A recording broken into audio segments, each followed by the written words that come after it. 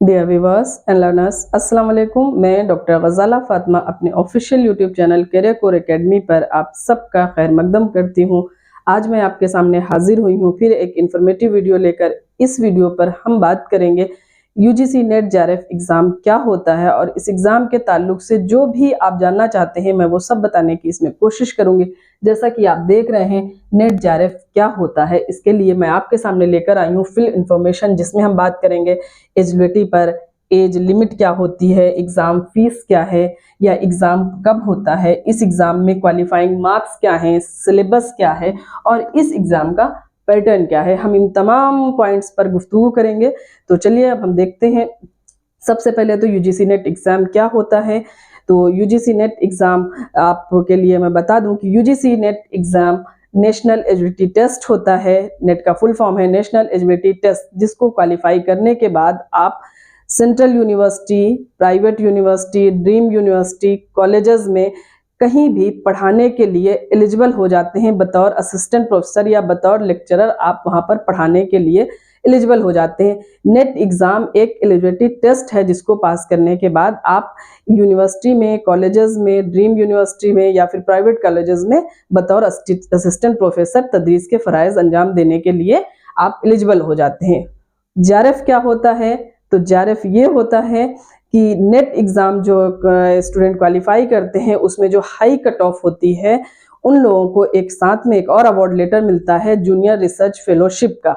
Junior research fellowship क्या होती है? जब आप नेट एग्ज़ाम क्वालिफाई करके पीएचडी में या रिसर्च में एडमिशन ले लेते हैं, अब तो एमफिल ख़त्म हो चुका है, या एमफिल या पीएचडी में एडमिशन ले लेते हैं, तो आपको यूजीसी पर मंथ एक अमाउंट आपको देती है आपको रिसर्च करने के लिए।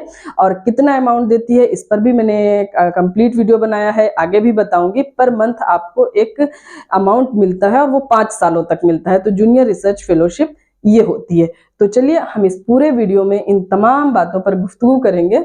तो हम देखते हैं। सबसे पहले तो हम इस एग्ज़ाम के ताल्लुक से बात करते हैं कि इस एग्ज़ाम को देने के लिए अबाउट एग्ज़ाम एलिजिबिलिटी, यानी इस एग्ज़ाम को देने के लिए एलिजिबिलिटी क्या चाहिए। तो फर्स्ट नंबर पर आप देख रहे हैं पीजी अपियरिंग, यानी जब आप अपने पोस्ट ग्रेजुएशन में हो तब आप इस एग्ज़ाम को दे सकते हैं। अब पोस्ट ग्रेजुएशन में देने के लिए यह है कि उसकी शर्त यह है कि आप अगर सेमेस्टर सिस्टम में है तो फर्स्ट सेमेस्टर में आपके 55% एबव आपकी परसेंटेज होनी चाहिए। आपके जो मार्क्स हैं 55% एबव होंगे तो आप ये एग्ज़ाम दे सकते हैं। अगर आप एनुअल सिस्टम में हैं तो आपके फर्स्ट ईयर में, एमए फर्स्ट ईयर में 55% मार्क्स होने चाहिए। अगर आपके 55% मार्क्स हैं तो आप ये एग्ज़ाम दे सकते हैं। दूसरे नंबर पर पीजी कंप्लीट, और ऐसा भी है नहीं है कि आप पीजी में ही यानी अपने एमए में रहते हुए ही ये एग्ज़ाम दें, बल्कि आपका एमए कंप्लीट हो जाए उसके बाद भी आप ये एग्ज़ाम कभी भी दे सकते हैं। उसके बाद आती है बात एज लिमिट की कि इस एग्ज़ाम को देने के लिए कि एज लिमिट क्या है, किस एज तक हम ये एग्ज़ाम दे सकते हैं। तो नेट के लिए नो एज लिमिट, यानी आप उम्र के किसी भी हिस्से में नेट का एग्ज़ाम दे सकते हैं, उसके लिए कोई एज लिमिट नहीं है। लेकिन जूनियर रिसर्च फेलोशिप जेआरएफ के लिए आपकी एज लिमिट है जो कि 30 साल है। किसके 30 साल? जनरल कैटेगरी के लिए। जनरल कैटेगरी के लिए 30 साल तक की जेआरएफ की एज लिमिट है उसमें, लेकिन इसमें रिलैक्सेशन भी है। रिलैक्सेशन किसके लिए है?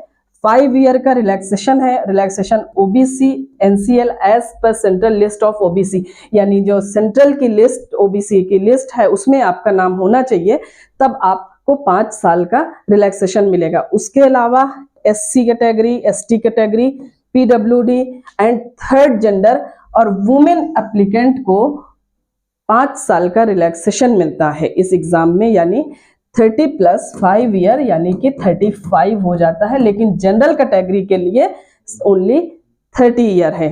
ये रही इसकी एज लिमिट। उसके बाद हम बात करते हैं अबाउट एग्ज़ाम पैटर्न। तो एग्ज़ाम पैटर्न कैसा होता है? तो एग्ज़ाम पैटर्न आपका ऑब्जेक्टिव होता है जिसमें आपके 2 पेपर होते हैं। पेपर 1 जनरल पेपर होता है जिसमें 50 क्वेश्चन आपसे पूछे जाते हैं, और पेपर 2 वो आपका अपना सब्जेक्ट होता है जिसमें आप एमए कर रहे होते हैं या कर चुके होते हैं, उससे 100 क्वेश्चन होते हैं, यानी टोटल 150 क्वेश्चन आपसे पूछे जाते हैं और एक क्वेश्चन 2 नंबर का होता है, यानी जनरल पेपर 100 नंबर का और सेकेंड पेपर 200 नंबर का, यानी पूरा पेपर आपका 300 नंबर का होता है। और उसके बाद अगर हम बात करें एग्जाम पैटर्न के तो अब अगर हम सिलेबस पर बात करें तो सबसे पहले जनरल पेपर के सिलेबस पे बात कर लेते हैं। तो जनरल पेपर यानी पेपर 1 का सिलेबस जो है वो भी 10 यूनिट में डिवाइड किया गया है। 10 यूनिट आपको पढ़नी होती है और उन 10 यूनिट से सवालात आते हैं और ये 50 सवाल आते हैं जिसमें आपको करने होते हैं। तो अब बात करते हैं पेपर 1 के सिलेबस क्या है। तो पेपर 1 में सबसे पहला यूनिट है टीचिंग एप्टीट्यूड यानी शिक्षण अभियंता, जिसमें हम टीचिंग से रिलेटेड तमाम उसके एस्पेक्ट्स को समझते हैं। एक पूरा मुकम्मल चैप्टर होता है, उससे सवालात भी आते हैं। दूसरे नंबर पर रिसर्च एप्टीट्यूड है यानी शोध, तो इसमें आपको रिसर्च के जो भी एस्पेक्ट्स हैं एक पूरा चैप्टर शामिल होता है। उसके बाद आपका कम्प्रीहेंशन है जिसमें आपके 5 क्वेश्चन आते हैं और ज़रूर आते हैं। 4th नंबर पर आपका कम्युनिकेशन है। 5 नंबर पर आपका मैथमेटिकल रीजनिंग एंड एप्टीट्यूड है। 6 नंबर पर आपके लॉजिकल रीजनिंग है। 7 नंबर पर डाटा इंटरप्रिटेशन यानी डीआई के क्वेश्चंस आते हैं। 8 नंबर में आपका इंफॉर्मेशन एंड कम्युनिकेशन टेक्नोलॉजी जिसे हम आईसीटी कहते हैं। उसके बाद 9 नंबर पर आपका पीपल डेवलपमेंट एंड इन्वायरमेंट है और 10वीं यूनिट आपकी हायर एजुकेशन पर मबनी है। इन 10 यूनिट पर मबनी आपका जनरल पेपर का सिलेबस होता है और जनरल पेपर का जो होता है वो तमाम आर्ट्स के सब्जेक्ट के लिए सेम होता है, चाहे वो उर्दू हो, हिंदी हो, इंग्लिश हो, कोई भी सब्जेक्ट हो आर्ट्स का, उन सब के लिए जनरल पेपर एक जैसा होता है। अब हम बात करते हैं पेपर 2 पर। अब चूंकि हमारा channel career core academy specially जो बाकायदा तौर पर क्लासेस होती हैं उसमें यूजीसी नेट एग्जाम के दोनों पेपर की क्लासेस होती हैं, तो इसलिए मैं तमाम सब्जेक्ट का तो आपके सामने नहीं पेश कर सकती, लेकिन मैं अपने व्यूअर्स के लिए जिस सब्जेक्ट पर हम क्लासेस चला रहे हैं यानी उर्दू में, तो मैं उर्दू का सिलेबस लेकर आई हूँ, उस पर हम गुफ्तगू कर लेते हैं। पेपर 2 का जैसे कि सिलेबस है, आप देख रहे हैं निसाब पेपर 2, ये भी 10 यूनिट पर मबनी होता है, जिसमें यूनिट 1 है, जैसे हम जबान, ये लैंग्वेज है, उर्दू जबान का पेपर है। तो देखिए यूनिट 1 में तारीख़ ज़बान उर्दू, हम उर्दू ज़बान की मुकम्मल तारीख पढ़ते हैं, दक्कनी अदब से शुरू करते हैं शुमाली हिंद तक, दौरे हाजिर तक उसे पूरा पढ़ते हैं। जो उर्दू ज़बान की तारीख है ये भी काफ़ी तफसील में इसका मुताला करते हैं। सेकेंड यूनिट में उर्दू की शेरी असनाफ पर मबनी है। इन शेरी असनाफ में हमारे निसाब में जो शामिल है मसनवी, मरसिया, कसीदा, इसके फ़न पर गुफ्तगू करते हैं, उसके आगाज़ व इर्तिका पर गुफ्तगू करते हैं। उसके अलावा हम निसाब में शामिल जो मरसिया गो, कसीदा गो और मसनवी निगार, उन सब का मुताला करते हैं और उनकी मसनवियों का भी मुताला करते हैं, जिसमें जैसा कि आपने सिलेबस देखा ही होगा यूनिट 2 में कसीदे में ज़ौक़ और सौदा शामिल हैं, दोनों के 2-2 कसीदे शामिल हैं। उसी तरह मसनवी में आते हैं तो 6 मसनवियाँ शामिल हैं और जिसमें गुलजार नसीम, सहरुल बयान, फूलबन, ये तमाम 6 मसनवियाँ शामिल हैं, बिकेट कहानी वगैरह। दक्कन की मसनवियाँ भी और शुमाली हिंद की, दोनों की 3-3 शामिल हैं। और उसके बाद फिर हमारी 3rd यूनिट आती है उर्दू गज़ल की। उर्दू गज़ल में पहले हम गज़ल के फ़न पर गुफ्तगू करते हैं, उसके बाद गज़ल के आगाज़ व इर्तिका पर बात करते हैं और उसके बाद हमारे निसाब में 15 शोरा गज़ल गो शोरा शामिल हैं और उनकी 165 गज़लें भी निसाब में शामिल हैं, किसी की 20, किसी की 15, किसी की 10, किसी की 5, इस तरह 15 जो गज़ल गो शोरा हैं उनकी 165 गज़लें आपके निसाब में शामिल हैं, जिनको आपको तफसील से पढ़ना होता है। और गज़ल का यूनिट शुरू, गज़ल गो शोरा शुरू होते हैं वली दक्कनी से और दौरे हाजिर तक इरफान सिद्दीकी पर ख़त्म हो जाते हैं। इस तरह 15 शोरा शामिल हैं। यूनिट 4 पर अगर हम बात करें तो यूनिट 4 उर्दू नज़्म पर मबनी है, जिसमें पहले हम नज़्म के फ़न पर गुफ्तगू करते हैं, उसके बाद नज़्म के आगाज़ व इर्तिका पर गुफ्तगू करते हुए शामिल निसाब जो नज़्म गो शोरा हैं, नज़्म निगार हैं, उन पर गुफ्तगू करते हैं, जिसमें 15 नज़्म निगार शामिल हैं, जिसमें नज़ीर अकबर आबादी से लेकर शफीक फातिमा शेरा तक हम पढ़ते हैं, जिसमें उन सब की किसी की 3, किसी की 2, किसी की और ज़्यादा, या किसी की जैसे हसन कुज़ागर है तो एक ही है, वो काफ़ी तवील है। इस तरह करके 15 नज़्म निगार जो शोरा हैं उनकी 42 नज़में हम निसाब में पढ़ते हैं, यानी कि ये भी एक काफ़ी तवील यूनिट है और आपको काफ़ी डिटेल में पढ़ना होता है। यूनिट 5 है। यूनिट 5 में उर्दू दास्तान और उर्दू ड्रामा पढ़ते हैं, जिसमें हम दास्तान के फ़न पर गुफ्तगू करते हैं, ड्रामे के फ़न पर, दास्तान के आगाज़ व इर्तिक़ा पर, उसके बाद ड्रामे के आगाज़ व इर्तिक़ा पर, और शामिल निसाब जो हमारे ड्रामे हैं, शामिल निसाब जो दास्तानें हैं, उनका मुताला करते हैं, दास्तान गो की हयात व ख़िदमत या उनके जो भी अहम कारनामे हैं उन पर गुफ्तगू करते हैं। उसके बाद हम आ जाते हैं यूनिट 6 में। यूनिट 6 हमारी नावल और अफसाने की है, जिसमें हम शामिल निसाब सबसे पहले तो नावल के फ़न और अफसाने के फ़न पर गुफ्तगू करते हैं, नावल के आगाज़ व इर्तिक़ा, अफसाने के आगाज़ व इर्तिक़ा, और उसके बाद हमारे निसाब में 12 नावल शामिल हैं। ये 12 नावल ये शामिल हैं और नावल निगारों को हम पढ़ते हैं, उनके नावलों का मुताला करते हैं।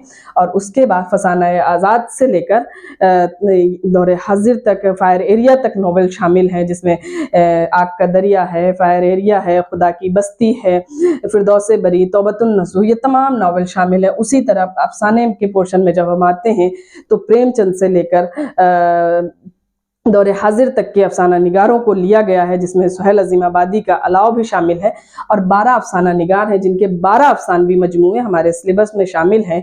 मंटो का शामिल है, अस्मत चुग़तई का शामिल है, क़ुर्रतुल ऐन हैदर का शामिल है। इन तमाम लोगों को 12 अफसाना निगार को सिलेबस में शामिल किया गया है। उसके बाद यूनिट 7 आती है, जिसमें तनक़ीद और तहक़ीक़ है, जिसमें हम बहुत सारे कदीम और जदीद यानी पूरे तनक़ीद और तहक़ीक़ के ताल्लुक़ से जो नक़ाद हुए हैं मशहूर, और जितनी तरह की तनक़ीदें होती हैं सब का मुताला इस पूरे पोर्शन में करते हैं। और उसके बाद यूनिट 8 आती है, जिसमें गैर अफ़सानवी नस्र पर हम बात करते हैं। गैर अफ़सानवी नस्र से मुराद वो नस्र जो अफ़सानवी न हो। अब अफ़सानवी नस्र कौन सी है?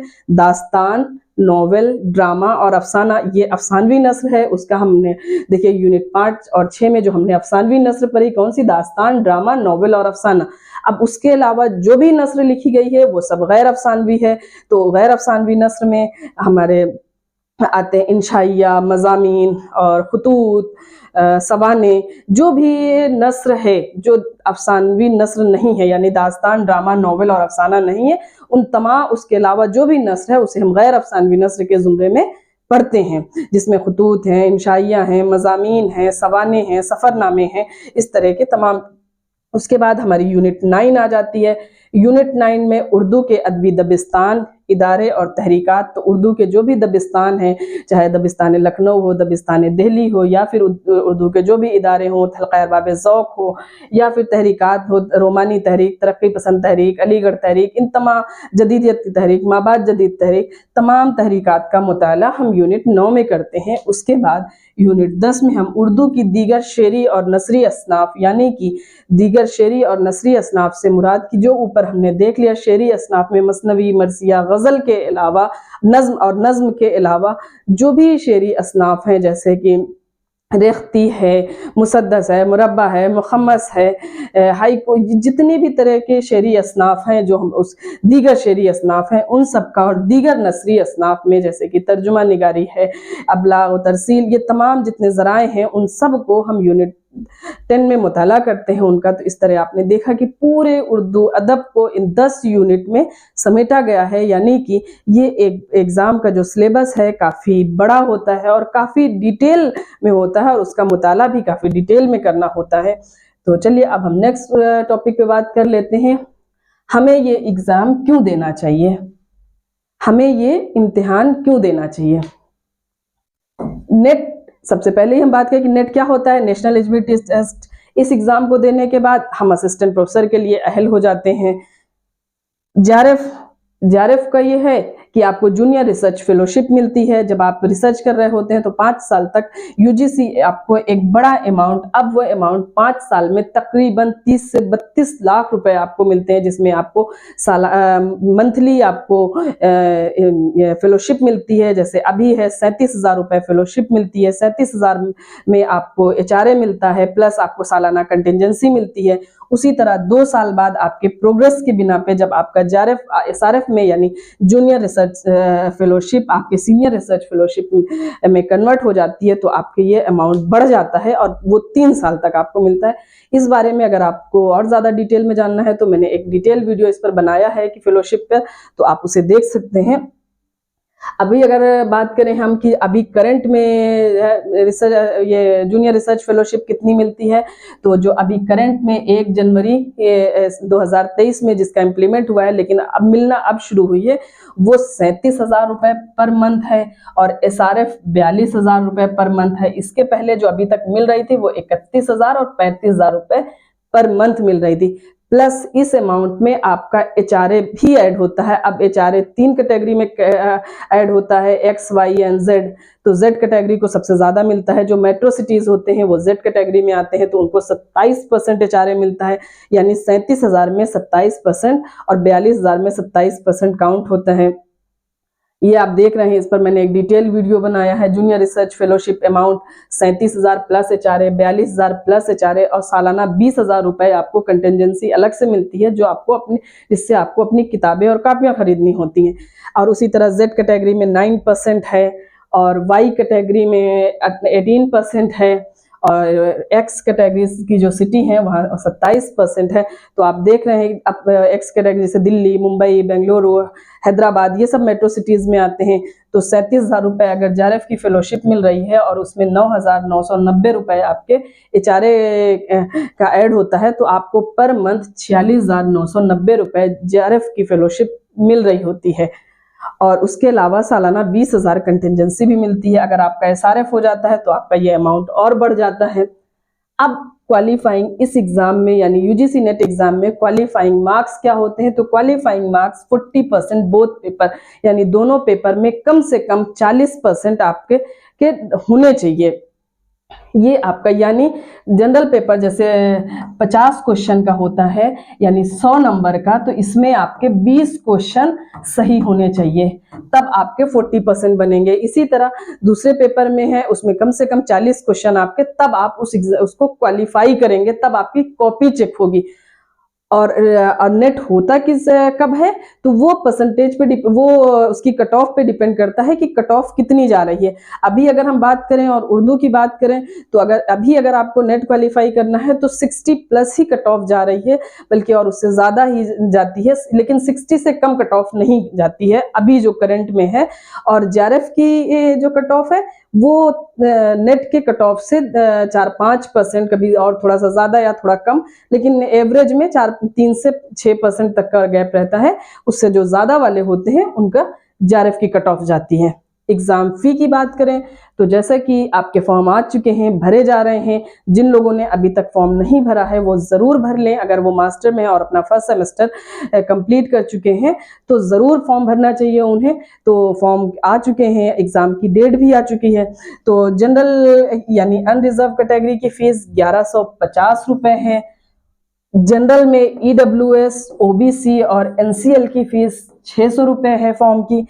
SC, ST, PW and third gender के लिए 325 रुपए फीस है।